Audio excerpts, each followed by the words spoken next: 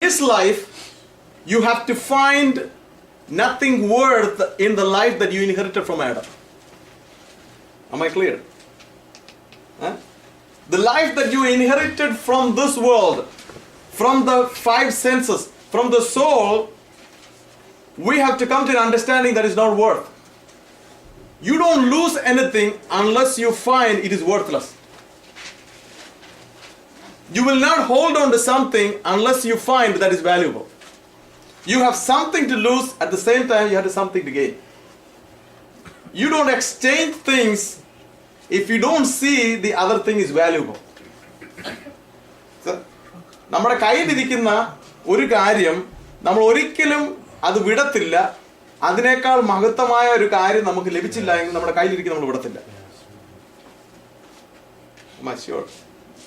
So, നമ്മുടെ കയ്യിലിരിക്കുന്നതായ the life that you inherited from Adam, ആദാമിൽ നിന്ന് അല്ലെങ്കിൽ ഈ ലോകത്തിൽ നിന്ന് നമുക്ക് ലഭിച്ചിരിക്കുന്നതായതിൻ്റെ അതിൻ്റെതായിട്ടുള്ള വർത്ത്ലെസ്, അതിന് വർത്ത് ഇല്ലെന്ന് നമ്മൾ മനസ്സിലാക്കിയെങ്കിൽ മാത്രമേ നമ്മൾ മറ്റേത് എടുക്കത്തുള്ളൂ. എങ്കിൽ വർത്ത് ഇല്ലെന്ന് മാത്രമുള്ളതല്ല, മറ്റേ ലൈഫിന്റെ വർത്ത് നമ്മൾ മനസ്സിലാക്കണം.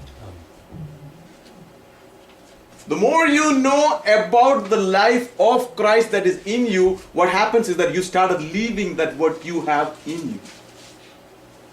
You understand it? You're not going to lose the self life until you find the magnitude of greatness in the life of Jesus that is in you. So Christian life is basically you exchange it. It's not a repairing process. It is not a modification process. It's not a behavior modification process. On the cross, there's an exchange of life. Now, let's go to the Let's go to the introduction. Now, മനുഷ്യനെ ദൈവം സൃഷ്ടിച്ചത്, how God created man. Well, we can go as like a discussion way. I just give an introduction, then we can go up. This might be some of the information that I'm going to give. It may be something new to you, some of you, but we'll sit together, we'll figure it out. I have enough verses to prove it. മനുഷ്യനെ ദൈവം സൃഷ്ടിച്ചത് the breath of God, ദൈവത്തിൻ്റെ ശ്വാസം, മനുഷ്യനെ അവൻ്റെ ശരീരം മണ്ണുകൊണ്ട് മെനഞ്ഞെടുത്തിട്ട് ദൈവത്തിൻ്റെ ശ്വാസം അവനിലേക്ക് ഊതി കഴിഞ്ഞപ്പോൾ മനുഷ്യൻ ജീവനുള്ള ദേഹിയായിട്ട് വന്നെന്നാണ് പറഞ്ഞത്. ജീവനുള്ള man become a living soul. മനുഷ്യനെ ദൈവം സൃഷ്ടിച്ചത് ദൈവത്തിന്റെ സാദൃശ്യത്തിലും സ്വരൂപത്തിലും സൃഷ്ടിച്ച് അവന് സ്വന്തമായി തീരുമാനമെടുക്കാനുള്ള അവകാശം കൊടുത്തു. He has created with a free will. A free will, that means he has the choice to choose based on the decision what he makes. He was not just a puppet in front of God saying that you can do whatever you want. No, you cannot do anything you want. You have to use my way. God has a plan and a purpose. At the same time, man can either follow it or reject that plan. ദൈവത്തിന് മുമ്പിലുള്ള plan, ദൈവത്തിന് മനുഷ്യനെ കുറിച്ചൊരു പ്ലാനുണ്ട്. എന്നാൽ മനുഷ്യന് പൂർണ്ണ സ്വാതന്ത്ര്യം കൊടുത്തിരിക്കുന്നത് കൊണ്ട് ദൈവത്തിന്റെ പ്ലാനിൽ നമുക്ക് നമ്മുടെ ജീവിതം മുന്നോട്ട് പോകാം. അല്ല എങ്കിൽ അതിനെ റിജക്ട് ചെയ്ത് നമ്മുടെ ഓൺ പ്ലാനിൽ നമുക്ക് ജീവിക്കുകയും ചെയ്യാം. ഇപ്പൊ മനുഷ്യനെ സൃഷ്ടിച്ചപ്പോൾ അവന് ആത്മാവ് ഉണ്ടായിരുന്നു, ദേഹി ഉണ്ടായിരുന്നു, ദേഹം ഉണ്ടായിരുന്നു. ആത്മാവ്, ദേഹി, ദേഹം. അതിന്റെ order spirit, soul and the body. അപ്പം ആദാമിന്റെ ശരീരത്തിലേക്ക് ദൈവം ഊതിയപ്പോൾ the breath of life gave life to the man. ആദാമ്, ദൈവം ആത്മാവാകുന്ന ദൈവത്തിന്റെ ശ്വാസം അവനിലേക്ക് ഊതിയപ്പോൾ മനുഷ്യന്റെ ആത്മാവ് അവനകത്തുണ്ടായി. That's the spirit of man. മനുഷ്യന്റെ ആത്മാവ്, the spirit of man formed. It is born of God. It is born of God, but it is the spirit of man. Like that. And then once he breathed into man's body, nostrils, man became a living soul. The soul came into part as a byproduct of what you call the body and the spirit. The soul is something that is created as a combination of body and the spirit. Got it? So now, അപ്പം മനുഷ്യനെ ദൈവം സൃഷ്ടിച്ചു. പക്ഷേ He was a spiritual being. He was innocent, sinless, but he was not perfect.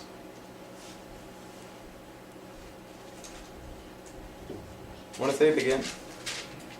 Man was sinless, man was innocent, and he was alive unto God, but he was not perfect. Perfection was a choice to him. Perfection was a choice to him. And that's why in front of him, now ദൈവത്തിൻ്റെ plan മനുഷ്യനെ ദൈവം സൃഷ്ടിച്ചിട്ട് ദൈവം മനുഷ്യനകത്ത് വസിച്ചിട്ട് ആ ദൈവം മനുഷ്യനകത്ത് വസിക്കുന്നത് കൊണ്ടുണ്ടാകുന്ന അനുഗ്രഹത്തിൽ മനുഷ്യൻ ജീവിക്കുക. പറഞ്ഞാൽ മനുഷ്യന്റെ ജീവിതത്തിന്റെ റീസോഴ്സസ് മൊത്തം ദൈവത്തിന്റെ ജീവനകത്തുനിന്നാണ്. I want you to get that point.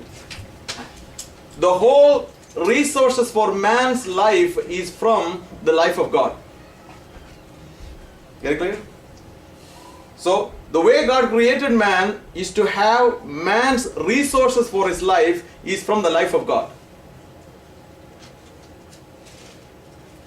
And so that God has to dwell in man, and then through that dwelling of God inside, man can lead a victorious life.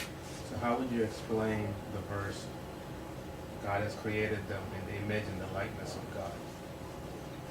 See, the thing is like, that one is like a, there is different, like a, you see that different dimensions of God likeness.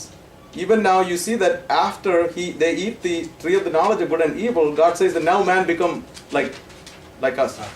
See, that's another dimension. So we don't know which dimension he is now. You see that? Man was created in his image and in his likeness. But again the Bible says after he eat the tree of the knowledge of good and evil, again God said man become like one of us. So what was it before? So we don't know. It's different like dimensions and different facets of life. The something we all know is that we were created in the image and likeness of God. I think one of the distinction that God has when you are saying that man was now perfect, but he was sinless, and he had the option to be perfect. Yes. It was through the tree of life. Yes. You know, so I think one of the characteristics of God is that he has no ability to do sin. Like he cannot do sin, even with this free will choice, because that's the absolute goodness of God. Wow. Whereas man, if you give man the free will choice, now because he's not exactly God, he's lower than God, now he can choose to do evil with his own free will. Whereas God, even though God has free will, his free will does not allow him to do sin because he's absolutely good. That really explains it. Everybody understand that? That's perfect. Not sleep. You will fall. Repeat that. It was really powerful. I really got something. See, the Bible says that man became, God created man in the image and the likeness of God. But then you see in the later verses that when they ate from the tree of knowledge of good and evil, the Bible says that, now they have become as one of us. What that means is like God has the ability to not do sin. Whereas man, because he's not as perfect as God is, even though they are created in the image and the likeness of God, once you give man the free will choice, he has the ability to do good or evil. Whereas God is absolutely good. There's nothing, no evil can come from him, even though he has the ability to do everything. So that's what separates man and God, and he is perfect. So now when you look at it a little further, this is the reason why man was able to eat from the tree of life. He would stay in perfection forever. See? So that's why he was saying that man is sinless. That is absolutely true because he hasn't committed sin. Right? But he's not absolute perfect. Because he has the ability to do good or evil. Or the choice is given to him to eat from the tree of life. Or, if God had that choice, he could never eat from the other side. Right? But man could. And also the thing is like he was alive unto God. Yeah. He was alive unto God. But the thing what we have to understand is that now that was not the final destiny of man's creation. Now the free will has given to man so that man's decision will lead him to God's final plan and purpose.